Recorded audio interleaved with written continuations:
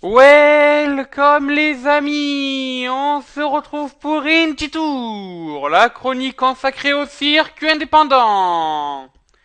Et donc aujourd'hui on va parler comme prévu des résultats de la New Japan Pro Wrestling. Plus exactement de la première et unique, enfin pour la première journée, excusez-moi, de la 25e édition du J1 Climax Tournament. Alors, qu'est-ce que le G1 Climax Tournament? Déjà, je pense qu'il faut d'abord poser les règles avant de parler des résultats. C'est un tournoi qui est divisé en deux poules.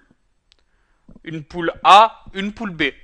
Bon, dans chacune de ces poules, il y a des lutteurs. Les lutteurs de chaque poule s'affrontent donc dans des matchs. À la fin du tournoi, les premiers de chaque poule, donc le premier de la poule A, le premier de la poule B, s'affrontent donc dans la finale du tournoi.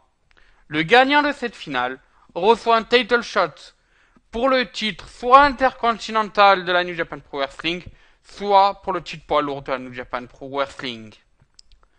On se rappelle que l'an dernier, donc la 24e édition, avait été remportée par Kazushida Okada, qui avait vaincu en finale le King of Strong Style Shinsuke Nakamura. Les deux seront d'ailleurs dans le tournoi cette année.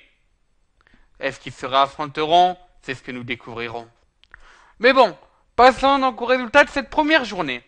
Alors donc avant de parler de la première journée, je préfère donc vous dire que il n'y aura pas que des matchs du tournoi lors de ce show.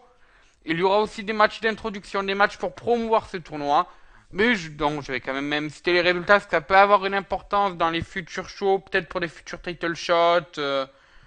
Voilà, donc je vais quand même dire les résultats, mais je préciserai à chaque fois si c'est un match du tournoi ou non. Donc on a commencé avec un match à 8 qui ne fait pas partie du tournoi.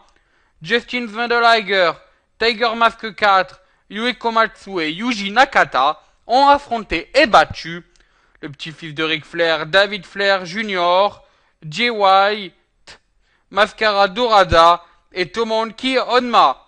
C'est Nakata qui a fait le tomber sur David Flair avec un backdrop souplesse.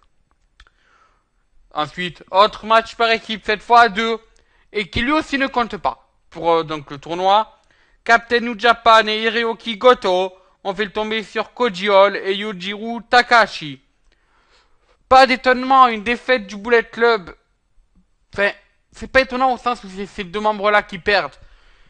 Par contre, ce qui est étonnant, c'est quand même au niveau du tombé, c'est Hiroki Goto qui donc a permis à son équipe de l'affronter, de gagner, pardon, en portant sa prise de finition sur Koji Hall. Voilà.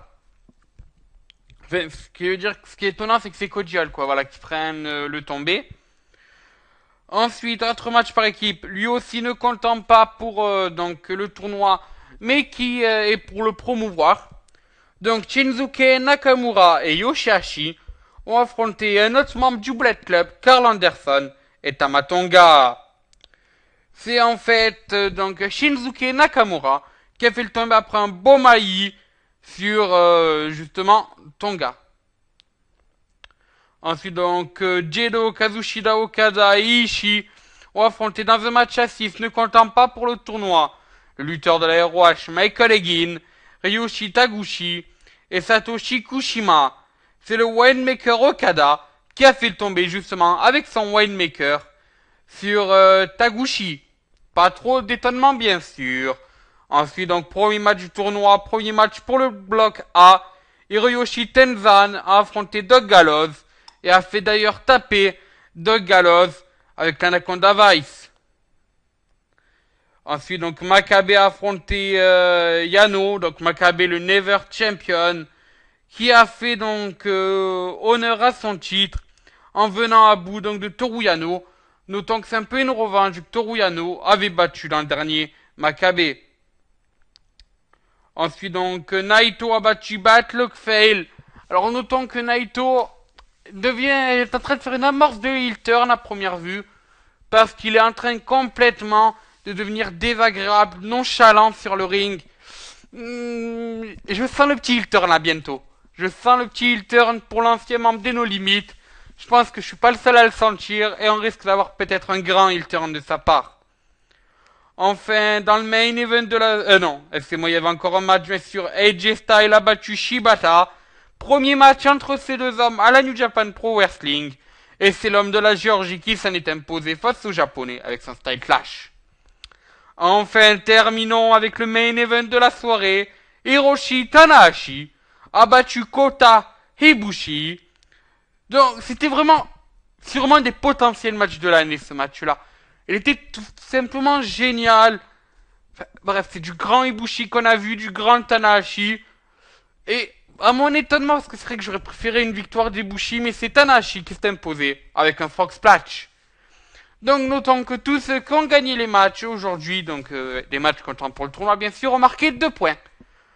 Voilà, donc les autres en ont marqué 0. On se retrouve donc demain avec peut-être l'entrée en scène du bloc B. C'est ce que nous découvrirons. Voilà, bon, mais sur ce, moi je vous dis, adieu, bonsoir les amis.